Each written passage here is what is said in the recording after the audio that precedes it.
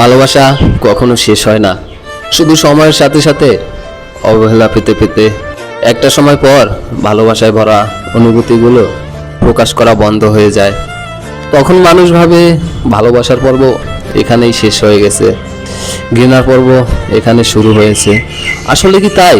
যাকে একবার ভালোবাসা যায় তাকে কি কখনো ঘৃণা করা যায়?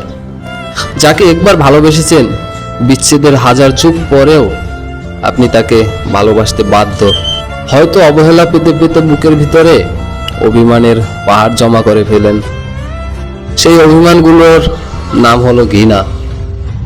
একটা সময় পর বুকে পাথর চাপি তাকে পাওয়ার অনুভূতিগুলো আর আগের মতন প্রকাশ করেন না। অভিমানে ঘৃণার অধূলি জ্বলিয়ে নীরবে ভালোবেসে যান।